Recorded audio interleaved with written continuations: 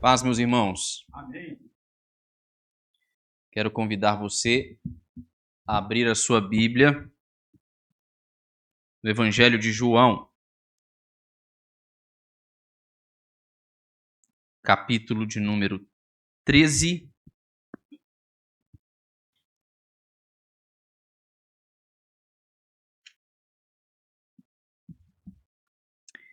Eu farei a leitura dos versos de número 18 até ao verso de número 31. Evangelho de João, capítulo de número 13, versos 18 a 31.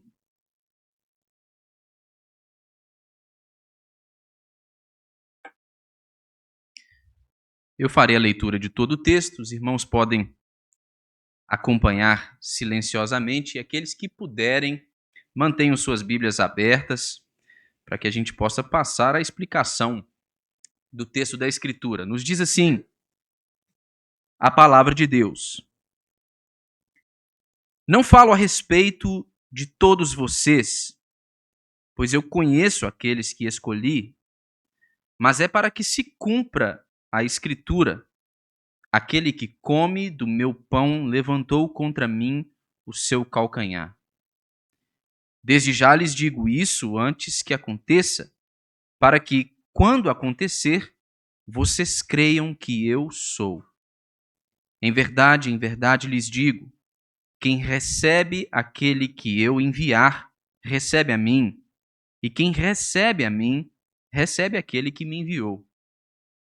Depois de dizer isso, Jesus se angustiou em espírito e afirmou: em verdade lhes digo que um de vocês vai me trair. Então os discípulos olharam uns para os outros, sem saber a quem ele se referia. Ao lado de Jesus estava reclinado um dos seus discípulos, aquele a quem ele amava. Simão Pedro fez um sinal a esse, para que perguntasse a quem Jesus se referia. Então aquele discípulo, reclinando-se sobre o peito de Jesus, perguntou: Senhor, quem é? Jesus respondeu: é aquele a quem eu der o pedaço de pão molhado.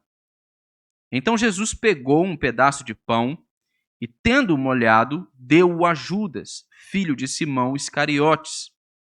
E depois que Judas recebeu o pedaço de pão, imediatamente Satanás entrou nele. Então Jesus disse a Judas: o que você pretende fazer, faça-o depressa. Nenhum dos que estavam à mesa entendeu porque Jesus tinha dito isso. Pois, como Judas era quem trazia a bolsa de dinheiro, alguns pensaram que Jesus tinha dito a ele: compre o que precisamos para a festa, ou então que havia solicitado que desse alguma coisa aos pobres. Assim, tendo recebido o pedaço de pão, Judas logo saiu. E era noite. Quando Judas saiu, Jesus disse: agora foi glorificado o Filho do Homem e Deus foi glorificado nele. Vamos orar, irmãos? Deus bendito, nós te louvamos, Senhor. Nós louvamos o Senhor na beleza da tua santidade. E nós te louvamos, ó Deus, em especial pela tua palavra que foi lida e que está diante de nós.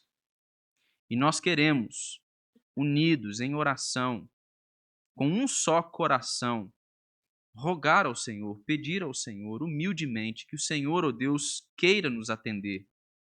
Fale conosco, nos instrua, que ao meditarmos sobre a palavra do Senhor, que ao considerarmos o ensino do Senhor nas Escrituras, que seja o Senhor mesmo, através do teu Espírito, a falar conosco, a nos ensinar, a nos advertir, a nos exortar, a nos encorajar, Senhor, a nos transformar para a sua própria glória.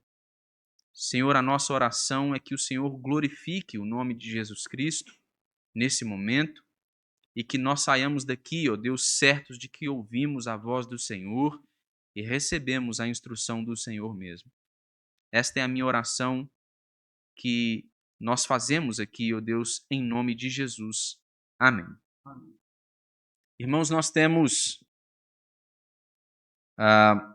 ao longo dos últimos domingos, pensado, meditado um pouco a respeito do discurso de despedida de nosso Senhor Jesus Cristo, que está descrito aqui no Evangelho de João entre os capítulos de número 13 e o capítulo de número 17. E agora nós chegamos a este episódio, o episódio que sucede todo o rito do lava-pés, sobre o qual nós já fizemos algumas considerações. E há algo em especial que eu quero considerar com os irmãos nesse texto, e diz respeito à soberania de Deus no plano redentor, ao modo como Deus age, mesmo através de circunstâncias adversas, circunstâncias até mesmo de certo modo confusas, que podem, por alguma razão, fazer com que a gente pense que as coisas não estão caminhando como elas deveriam caminhar. E se nós vamos pensar sobre isso, se nós vamos pensar sobre a soberania de Deus e como ela se revela aqui em Jesus Cristo, que é o Deus homem, que é o Verbo encarnado, nós devemos então também considerar o fato de que ao longo de toda a Bíblia, nós vemos uma série de profecias específicas que se tornam realidade, que se cumprem. E elas se cumprem justamente como um meio de indicar que o Deus da Bíblia, o Deus das Escrituras, é o único Deus verdadeiro e soberano. Vocês se lembram do texto que nós lemos no momento da chamada adoração, Isaías 44? Quero chamar a sua atenção para esse texto novamente. Nos versos 7 e 8 que nós lemos, o profeta Isaías, Deus, por meio do profeta Isaías, diz: quem, assim como eu, fez predições desde que estabeleci o mais antigo povo, que o declare e o exponha diante de mim, que esse anuncie as coisas futuras, as coisas que hão de vir. Por acaso não revelei e anunciei isso a vocês muito tempo atrás? Vocês são as minhas testemunhas. Será que há outro Deus além de mim? Há apenas um único Deus vivo e verdadeiro que prova o seu poder por meio de seus atos soberanos na história. É o Deus que diz o que vai acontecer, não por causa de alguma vidência, de uma espécie de conhecimento místico a respeito do futuro ou da história. É o Deus que diz aquilo que vai acontecer porque é o Deus que escreveu a história.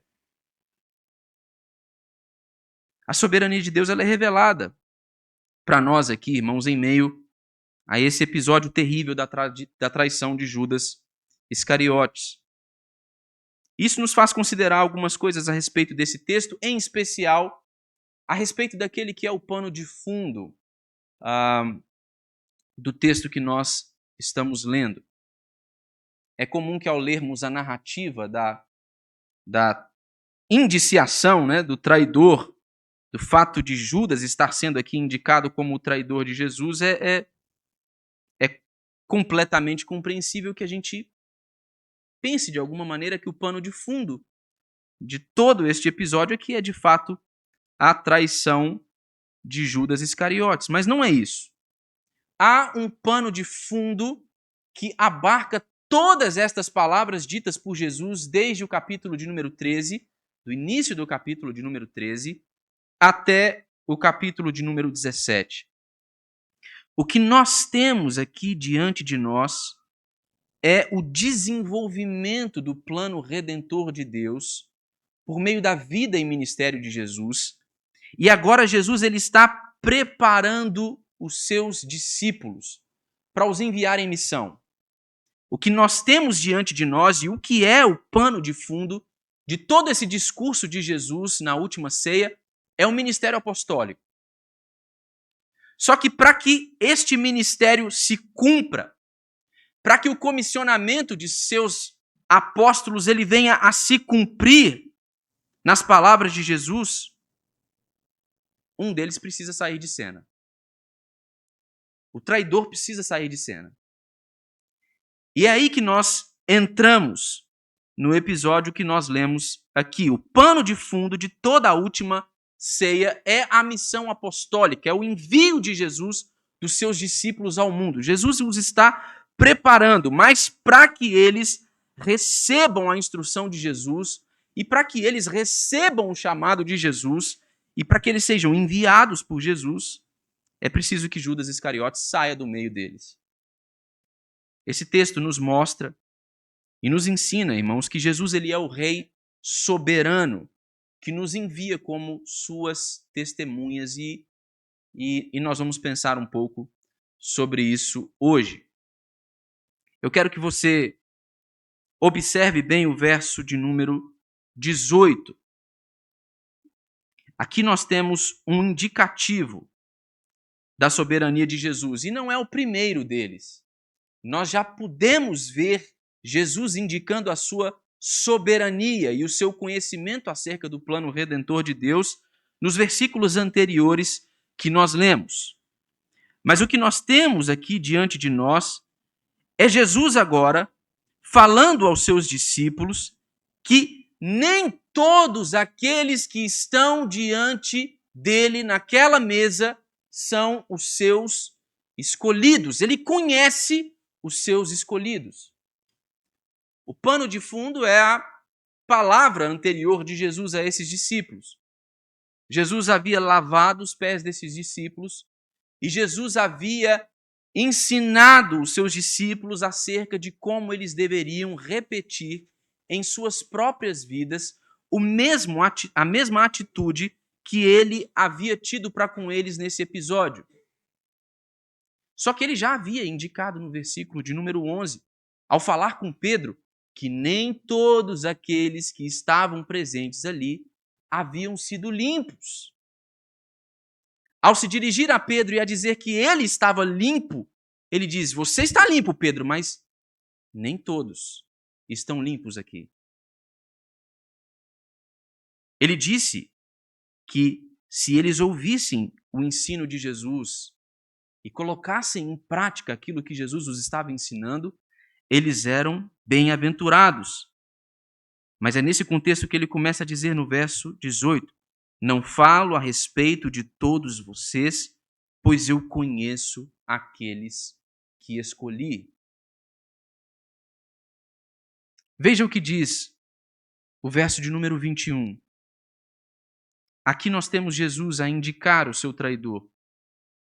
Depois de Jesus ter dito as palavras que nós também lemos entre os versículos de número 18 e 20, a palavra de Deus diz que Jesus se angustiou em espírito e afirmou: em verdade, lhes digo que um de vocês vai me trair. A traição de um amigo, irmãos, provavelmente seja a pior coisa a ser experimentada por qualquer homem, por qualquer um de nós. Por causa dos vínculos de confiança que nós temos uns com os outros, quando consideramos uns aos outros como amigos. Ser traído em um contexto tal como esse gera angústia, aflição, tristeza. E não era diferente com Jesus. Mesmo sabendo que havia chegado a sua hora, mesmo sabendo, como o próprio texto indica, por meio do evangelista João, que Jesus já sabia até mesmo o que Satanás havia colocado no coração de Judas, o intuito de trair a Jesus, Jesus está angustiado. Jesus está perturbado. Jesus está triste. Porque ele sabia que havia um no meio dos seus discípulos que iria traí-lo. E ele continua até o verso 26, onde ele indica exatamente quem é aquela pessoa que o haveria de trair. Só que há toda uma comoção depois que Jesus revela que havia um traidor no meio dos seus discípulos. No Evangelho de Mateus, por exemplo, ao relatar toda essa comoção, o evangelista Mateus, ele retrata o fato de que os discípulos começaram a se perguntar: mestre, sou eu? Serei eu o traidor? O evangelista Lucas, entretanto, ele aponta uma outra ênfase, uma outra preocupação. Os discípulos começaram a perguntar entre eles quem seria o traidor. Estavam preocupados com quem no meio deles poderia ser o traidor de Jesus. Jesus, após dizer que havia um traidor no meio deles, ele acabou causando toda uma comoção naquele momento entre os seus discípulos.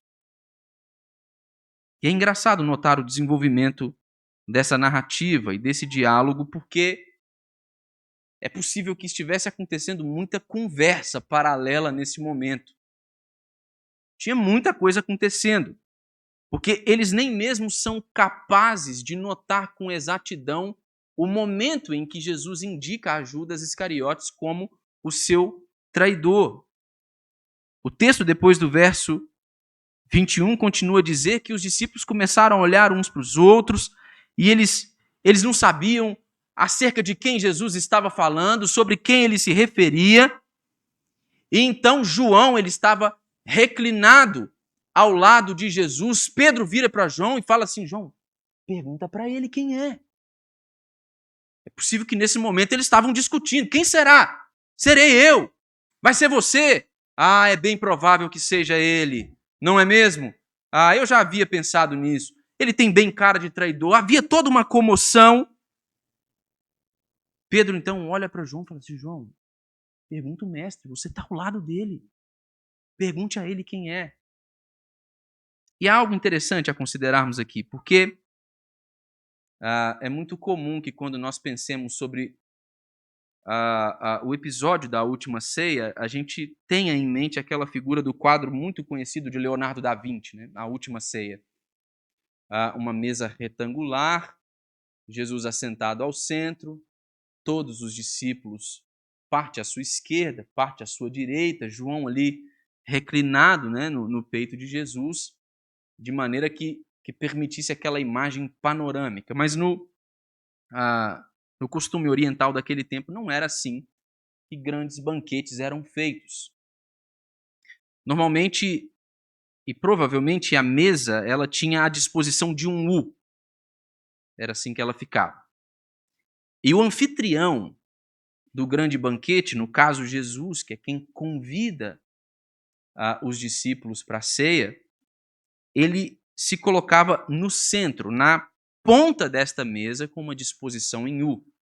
E essa era uma mesa que ficava ao chão. Os discípulos não estavam assentados em cadeiras.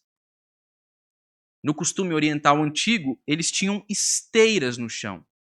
E eles se deitavam, provavelmente apoiados no cotovelo esquerdo, não é? E se alimentavam, pegavam da mesa com a mão direita.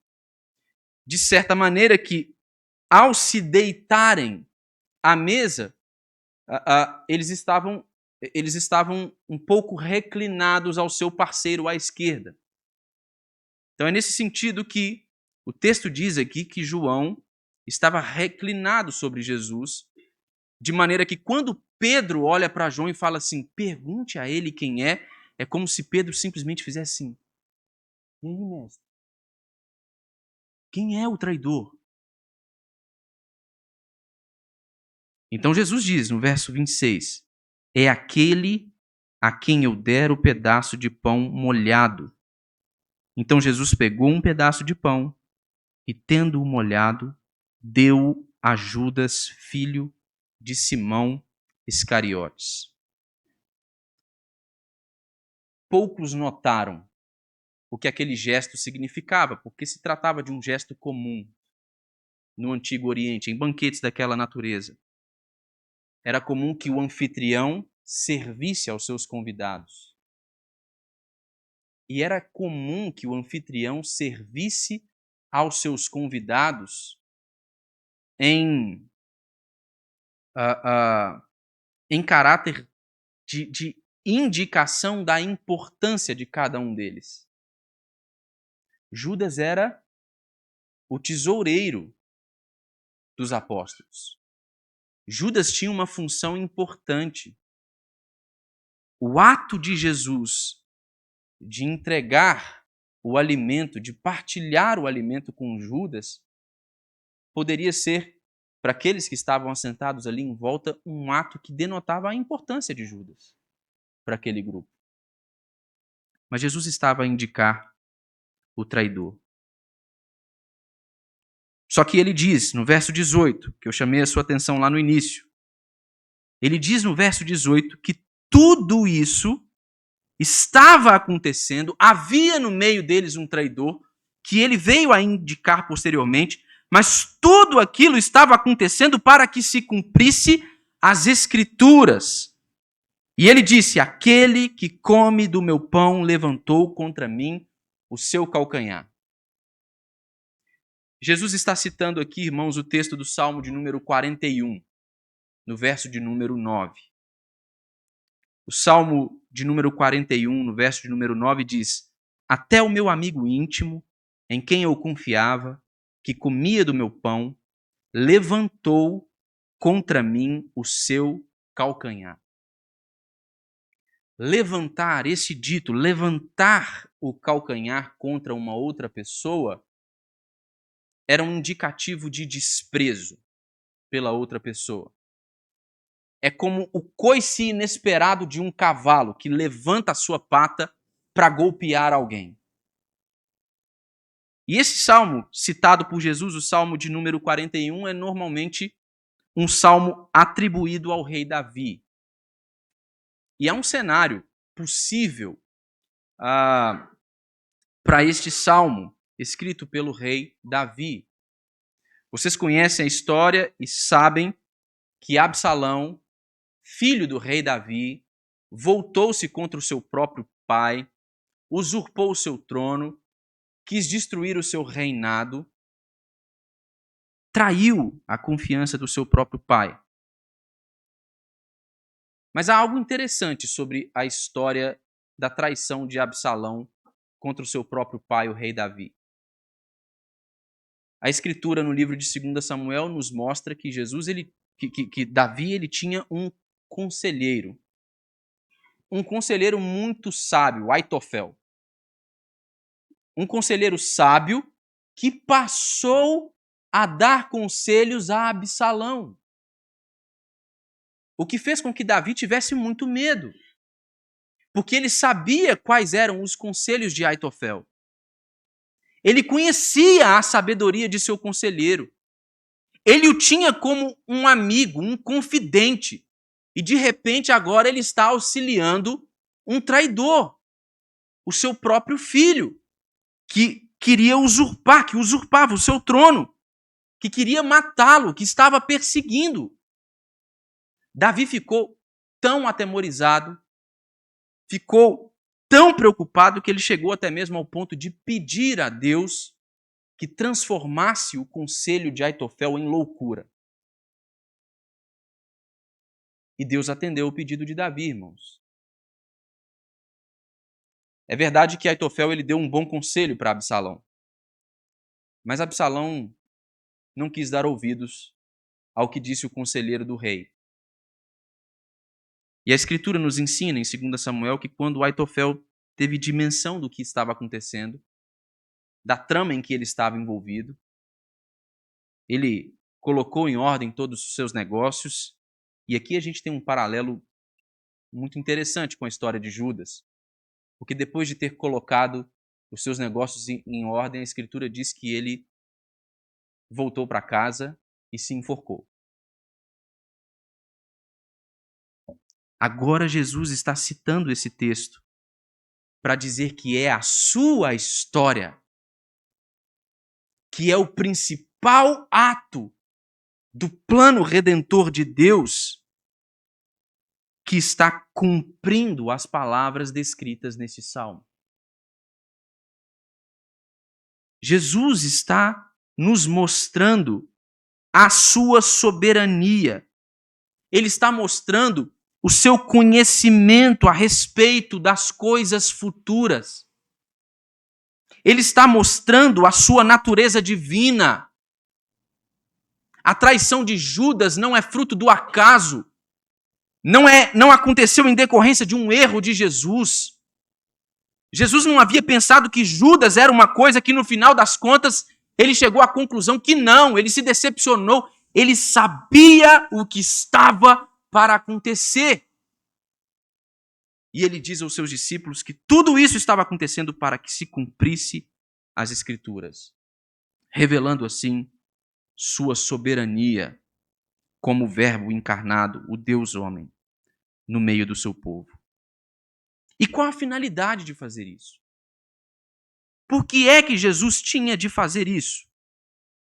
Por que indicar o seu traidor naquela ocasião?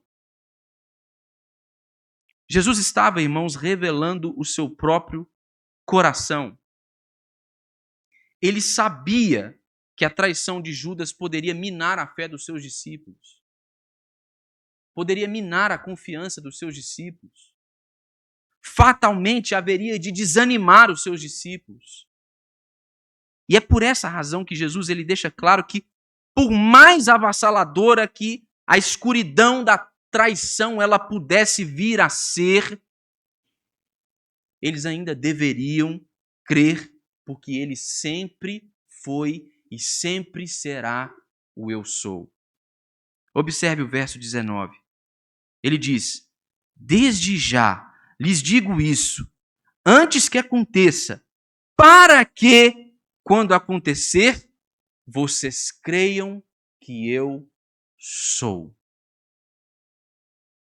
Jesus diz aos seus discípulos, revela aos seus discípulos o plano redentor de Deus, expresso por meio da atuação de um traidor no meio dos 12, para inspirar fé em seus discípulos, para confirmar a fé dos seus discípulos, para que eles tivessem a clareza de que tudo aquilo, o que aconteceu, aconteceu de acordo com o plano divino. Aconteceu segundo os decretos de Deus, para que o nome do Senhor viesse a ser glorificado. Talvez eles pudessem pensar, irmãos, se não soubessem disso, que Judas ele tinha enganado Jesus.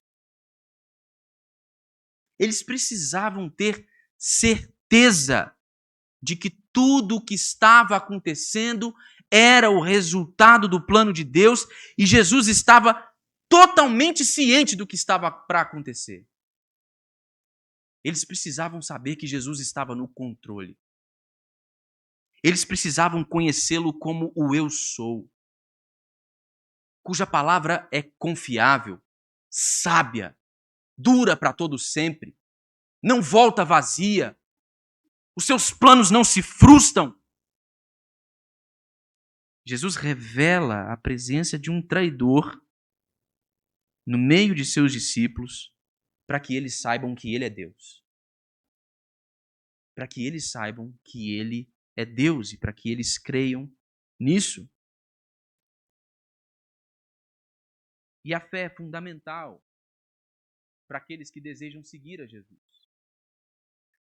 A confiança plena nas palavras de Jesus, na sabedoria de Jesus, no plano redentor de Deus, cumprido na vida e ministério de Jesus, é vital, a fé é vital para que então nós venhamos a atender o chamado de Jesus.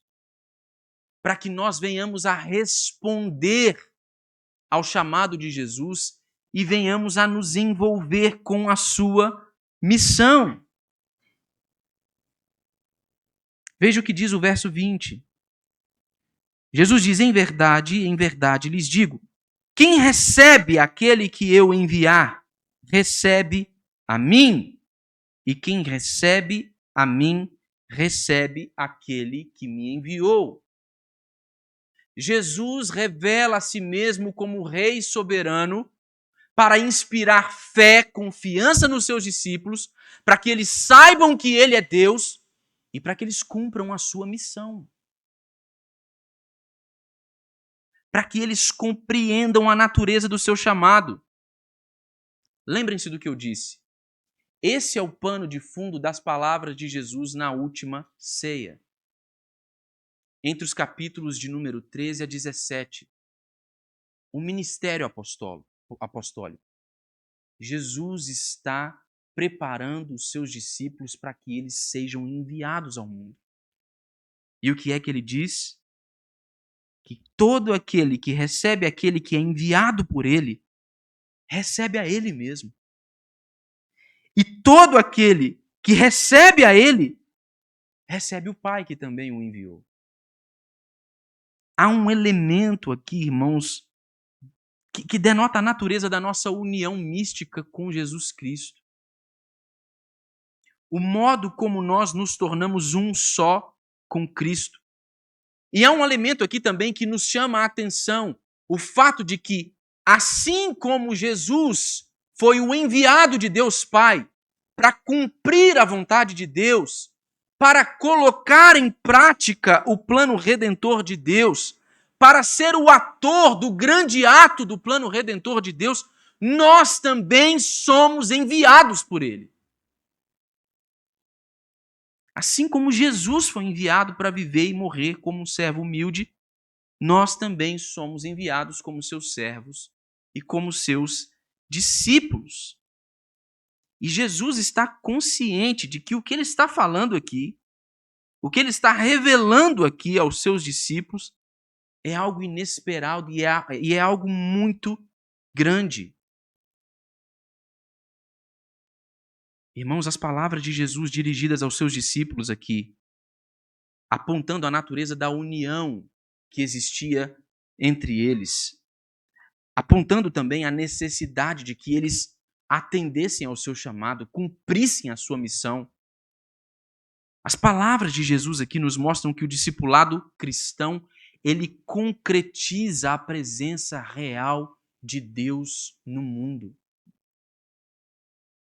Quando eu e você obedecemos à voz de nosso bendito Salvador, quando eu e você nos tornamos testemunhas do Evangelho de Cristo Jesus e pregamos este Evangelho, e aquele que ouve e recebe este Evangelho, ele então abre o seu coração para esta boa notícia, é o próprio Cristo que ele ouve. É o próprio Cristo que vai até ele. Os mensageiros de Jesus precisam saber disso em seu caminho penoso e por muitas vezes difícil. É por isso que Jesus está revelando que havia no meio deles um traidor, para que eles soubessem que ele era Deus, ele conhecia a história, porque ele escreveu a história, eles podiam crer nele e eles deveriam obedecer ao seu chamado. Irmão, o que você vai fazer quando sair daqui hoje? E eu não me refiro a para onde você vai. Se você vai se juntar com algum outro irmão seu ou com sua família, vai lanchar em algum lugar, vai aproveitar o restante da noite de domingo, vai desfrutar de um bom tempo em família. Ou não me refiro ao fato de você ir para sua casa, talvez assistir o episódio da sua série favorita, descansar um pouco para o dia de trabalho intenso amanhã. Eu me refiro à sua vida, irmãos. O que você vai fazer com sua vida depois que você sair daqui hoje? Como é que você vai gastá-la? Quais serão os seus empreendimentos? O que na sua vida, na sua atitude em relação à vida, vai revelar a natureza de suas paixões? O que é importante para vocês? O que você vai sair daqui quando depois de ter ouvido a palavra de Jesus, voltar para sua casa? O que você vai fazer, irmão? Nós devemos sair daqui e mudar o mundo. Nós devemos sair daqui e virar esse mundo de cabeça para baixo, irmãos. Nós somos testemunhas de Jesus. Há trabalho para ser feito. Todas as vezes que nós nos reunimos aqui, nós somos como instrumentos de Deus que estão sendo afinados pelo Senhor para que a gente saia pelo mundo afora e toque a bela sinfonia do Evangelho no mundo. Saia daqui hoje e mude o mundo, irmão. Há um reino que está avançando. Existe trabalho a ser feito. E Jesus não quer dar descanso a nenhum de nós. Ele nos chama como seus trabalhadores. Ele nos prepara para um descanso eterno. A vida hoje é trabalho, irmãos. É serviço. É testemunho. Há coisa a ser feita. E nós podemos confiar naquele que nos chama. Nós sabemos o final dessa história. Nós conhecemos a vitória de Jesus. O que é que nós vamos fazer depois que nós sairmos daqui hoje, irmãos? Nós deveríamos mudar o mundo no poder do Espírito, com o testemunho do Evangelho, para a glória de Jesus Cristo. Jesus está tornando os seus discípulos conscientes de que há uma missão. Há trabalho a ser feito. E aqueles discípulos, desanimados pela traição de Judas, teriam sua fé minada. É por isso que eles precisavam saber o que estava para acontecer. Eles precisavam entender que Jesus estava no controle. Ele não estava sendo pego de surpresa. Eu quero considerar algumas lições com os irmãos, rapidamente, a respeito desse texto que nós lemos. A primeira é que esse texto que nós lemos é um lembrete poderoso e perturbador, irmãos, da ambiguidade da vida do povo de Deus em todas as épocas. Na Reforma Protestante houve um apelo louvável quanto à necessidade de se procurar uma membresia pura para as igrejas.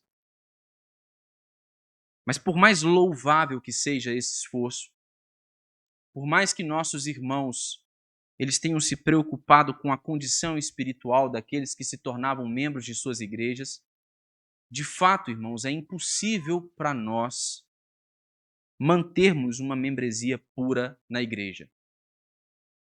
Mesmo Calvino, no tempo da Reforma, já havia reconhecido isso.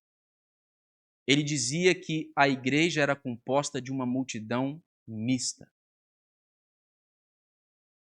de crentes e não crentes. De maneira que alguns destes não crentes verdadeiramente, alguns destes que não são discípulos de Jesus de fato, poderiam até mesmo apresentar um estilo de vida condizente com aquilo que se espera da vida de um cristão. Bons hábitos, algumas obras louváveis, boa moral, um caráter a ser apreciado.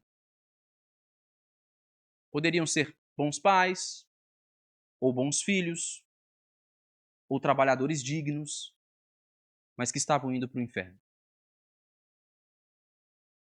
Convencidos de serem crentes, mas não comprometidos de fato com o Evangelho, com Cristo Jesus e com o discipulado.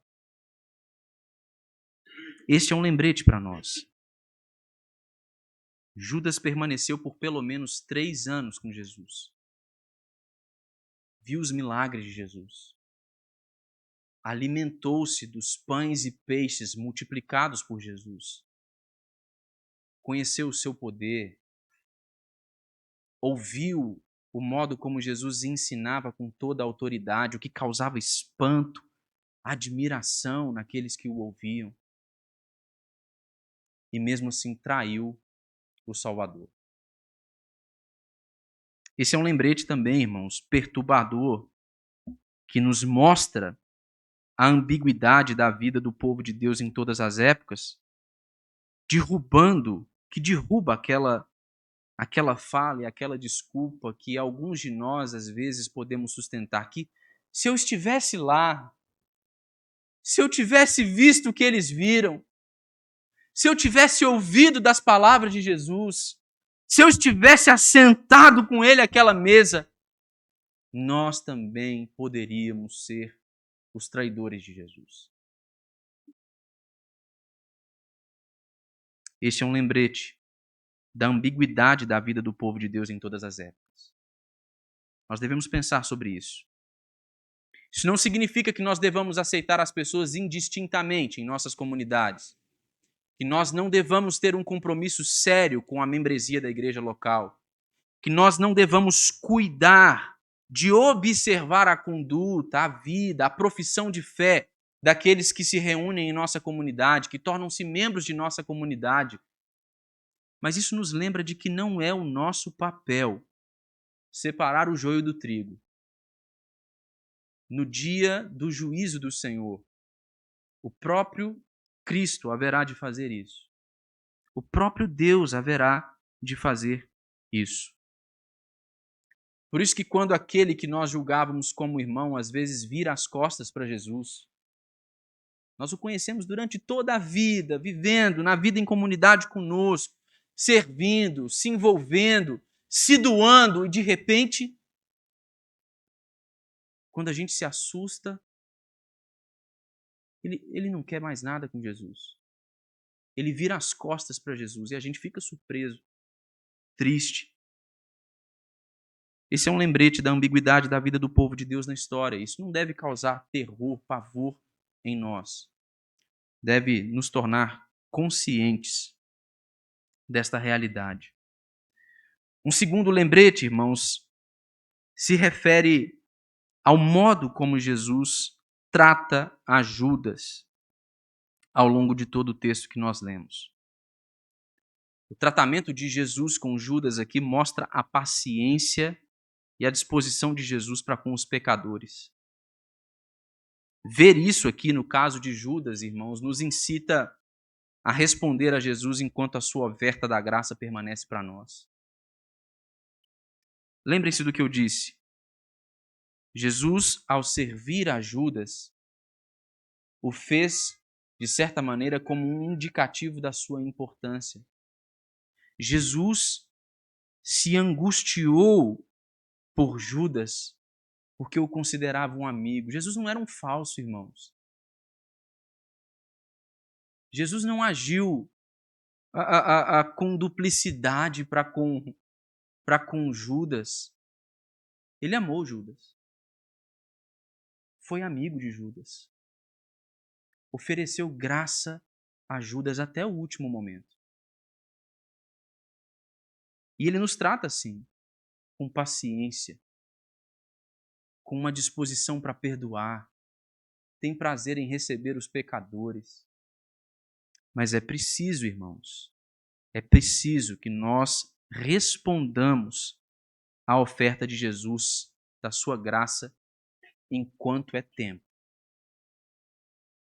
O texto que nós lemos diz que Judas, depois de tomar o pão molhado oferecido por Jesus, diz que Satanás imediatamente tomou a Judas e ele saiu para trair a Jesus. O tempo é hoje, irmãos. A oferta está de pé agora. A oferta da graça deve ser aceita enquanto é tempo. E a experiência de Judas nos lembra de mais uma coisa. Há um comentarista que diz que há um caminho para o inferno às portas dos céus.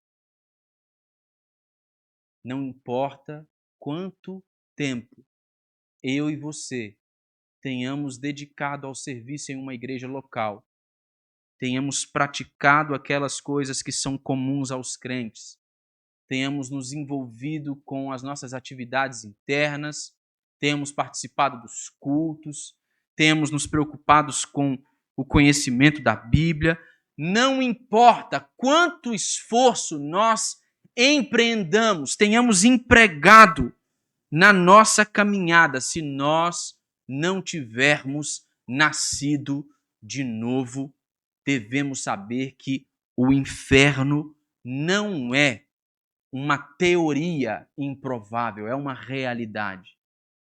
Mesmo às portas do céu há um caminho para o inferno. Judas conheceu isso. Isso deve nos alertar, irmãos. Em último lugar, quero chamar a sua atenção para o verso 31, que diz: Quando Judas saiu, Jesus disse: Agora foi glorificado o Filho do Homem, e Deus foi glorificado nele. Judas partiu para trair Jesus, amando de Jesus. Isso nos lembra das palavras de Lutero, que dizia que o diabo é o diabo de Deus. O nosso Senhor não foi pego de surpresa, irmãos, pela traição de Judas. Jesus não caiu na armadilha de Satanás ou na armadilha de Judas. Em vez disso, Jesus estava obedecendo e até mesmo orquestrando os eventos de acordo com a vontade pré-ordenada de Deus Pai. Irmãos, isso nos lembra que quando nós vemos Satanás triunfando no mundo hoje, quando nós vemos o diabo agindo mesmo no meio da igreja, nós não devemos ser abalados em nossa confiança no Senhor, irmãos. A cruz de Jesus mostra que mesmo na aparente loucura, Deus é mais sábio que o diabo e que os homens. O maior triunfo, irmãos, de Satanás terminou com a derrota final de Satanás. Deus, em sua infinita sabedoria, ele fez da pior coisa que já aconteceu na terra a melhor coisa que já aconteceu para homens pecadores como nós. Essa é a maneira correta de entender a declaração de Jesus no versículo 20, irmãos. O Cristo Salvador que triunfou por meio da sua própria morte e morte de cruz é aquele que vai nos levar à salvação por meio de quaisquer cruzes que ele nos permita carregar. Irmãos, nós sabemos qual é o fim dessa história. Nós sabemos quem é o vencedor. Vamos sair e mudar o mundo, irmãos. Vamos abraçar a missão de Jesus. Vamos levar o seu evangelho a todas as criaturas. Vamos, com as nossas próprias vidas, nos sacrificarmos pela glória de Cristo, por este Rei e pelo seu reino, até que ele venha. Nós conhecemos o final dessa história, irmãos. Nós conhecemos o final dessa história. Nós cantamos isso hoje. Isso deve nos impulsionar. Isso deve nos mover. Isso deve dar significado para a nossa vida. Que Jesus empurre você hoje para fora dessas portas, com uma disposição nova no seu coração. Eu oro, irmãos, para que Jesus abençoe vocês, para que leve vocês, para que sejam testemunhas fiéis no mundo, para que honrem o chamado de Jesus, para que virem esse mundo de cabeça para baixo, até que o Senhor venha. Que o Senhor nos ajude. Ele venceu e nós também venceremos, irmãos. Amém.